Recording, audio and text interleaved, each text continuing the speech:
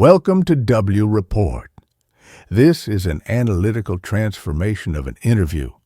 Only the key answers, rephrased questions, and our commentary.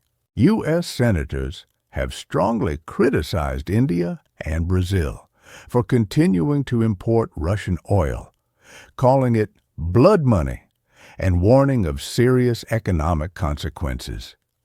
How should these countries respond to such pressure? The point is much bigger. The war against BRICS now is getting to the next level.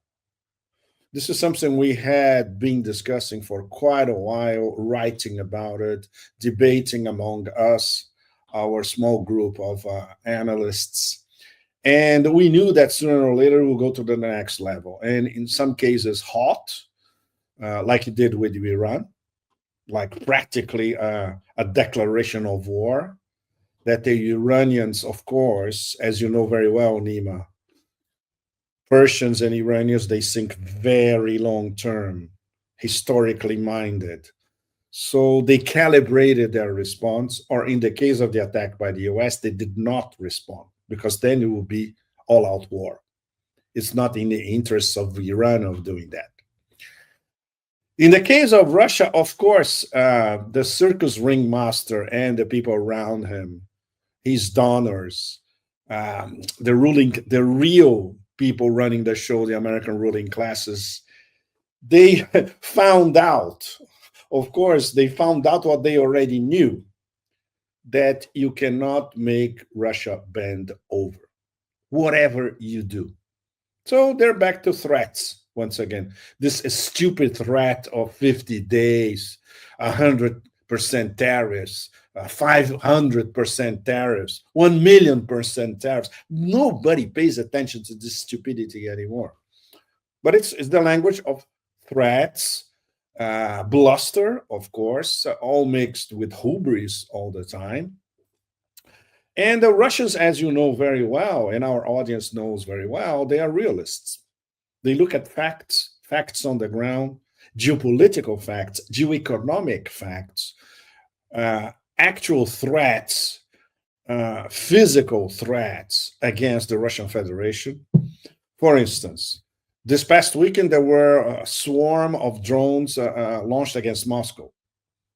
Sheremetyevo Airport had, long interruptions. So this is something that the Russian population, especially in Moscow, where the war is so far away from Moscow, something we always discuss. The war is at least 1,200 kilometers away from Moscow. It's too far away. But when you have drones thrown against Russia and paralyzing Sheremetyevo Airport, that's another story. So if this continues, there will have to be a much harsher response from Russia. This is what many of us are characterizing as the Oreshnik moment. We're not there yet, but we're getting closer and closer to it. For the moment, we are at the expansion of the Russian offensive moment, which can last for a few weeks, a few months, can bring the whole Ukrainian front to collapse within the next few months. But at the same time, we have this pressure from the discombobulated American system around Trump. I wouldn't say that Trump himself has already realized that, because he's not an analytical character. He's not a strategist. He's not an analytical character. He doesn't read. He doesn't listen to anybody. He only listens to 3-word mantras and all that. But he knows that the 50-day deadline is a non-starter with Russia. Russia never makes decisions under pressure, never, especially Putin. And the fact that within the next few weeks, the Russian advance will continue and even increase in pace, that the Russians are looking at the big picture in terms of not only Ukraine, but the opening up of new fronts against Russia. And that starts with Azerbaijan, where that ghastly Aliyev is playing a really hardcore double game, and everybody in positions of power in Moscow, they know that. MI6 indoctrinating more and more people all across Central Asia. That new Iron Curtain in the Baltic, the three Chihuahuas, Poland and Finland, trying to, in their own dreams, transform the Baltic into a NATO sea and isolate Russia, especially St. Petersburg, which obviously will be a no-go. But for the moment, they still think this could happen. And of course, the Black Sea, where now we have surveillance NATO planes flying all across and all over Crimea on a daily basis. So they are up to something in Crimea. There's no question about that. And if that happens this summer, then we'll be approaching the Oreshnik moment, right? So Nima, it's getting hotter by the day. So in China, Trump was forced to back down.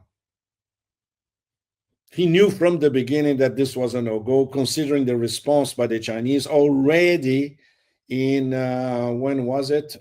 April. I was there when I was in Shanghai in April, for instance. I could follow the Chinese response live from Shanghai. And we could tell, and talking to our Chinese friends, we could tell that China is not the China of 10, 15, 20 years ago. Now they're self-confident enough to tell the Americans, oh yeah, bring it on. We're waiting for you. We don't care. Bring everything you have. Throw everything you have against us. And what happened the past few days? The so-called authorization by the Trump system to NVIDIA to sell H20 chips to China. What does that mean, essentially? Means that NVIDIA has zillions of chips that they need to sell by all means necessary, and the only market that can absorb these chips is China. Does China need these chips? No, they don't. Why? Because Huawei is already at the next level. So, you know, the Huawei chips and graphics plagues and whatever that are coming out, will be coming out in the next few weeks and months. That's where the Chinese market is going. Jensen Huang from NVIDIA, he knows that, but he still needs to sell these chips. So obviously he pressured the Trump system, look, do something. I need to sell these chips, otherwise I'm going down. I have this huge inventory. I need to get rid of these chips. And why this happened in the first place, Nima? Because the Chinese started to impose heavy restrictions on the export of rare earth to the US. And then you hit where it hurts. You hit the American auto industry and you hit the American aerospatial industry. That's it. So this is and that's the difference between Russia and China and Brazil, Nima. We're getting there. We're getting to Brazil. Russia is a military nuclear superpower. You don't mess with that. There will always be responses and responses on the terrain. China is an economic superpower. You don't mess with that. The responses are geoeconomic and in trade and in exports. And the fact that China can export to anywhere they want. They don't need the American market. Brazil is a much more complicated situation because now Brazil is under all-out trade geoeconomic war. So it will depend, and it's not Lula per se. Of course, it's Lula's decisions, but the Lula government. And I think you and a great deal of our audience know very well some of these people who are in positions of power in the Lula government, and they are not exactly Einsteins, are they? So that's the problem. That's the huge problem. So Brazil now is facing an existential threat.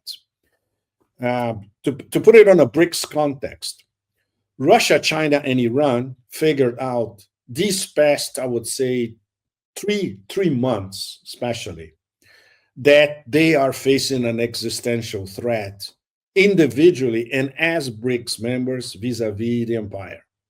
And now Brazil is part of this group.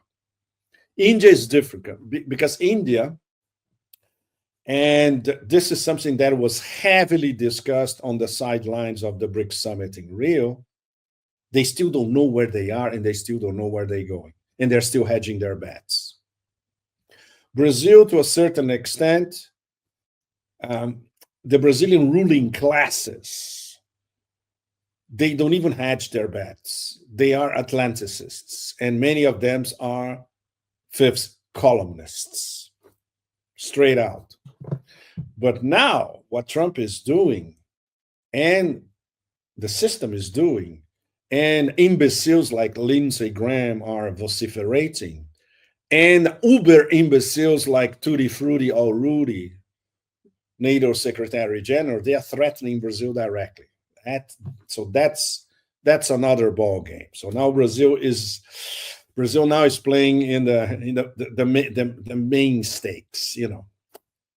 So that makes the situation much more complicated. We're going to have to wait for August 1st to see if these 50% tariffs will start.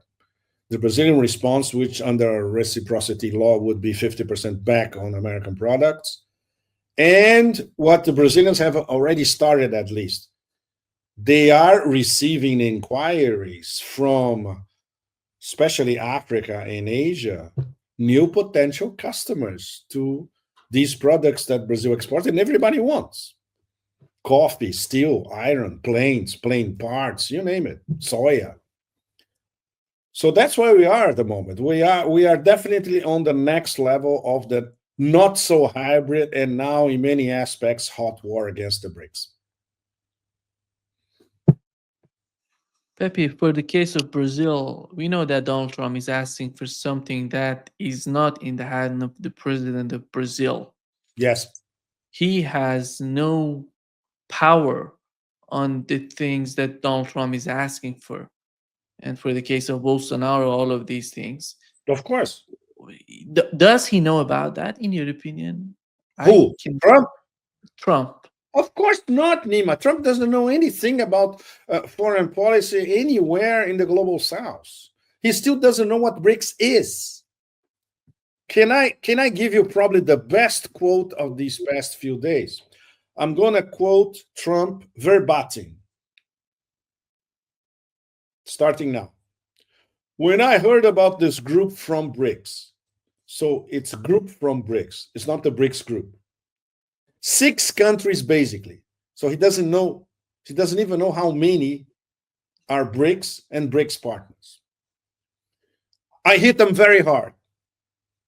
And if they ever really form in a meaningful way, so according to Trump, BRICS is not even formed.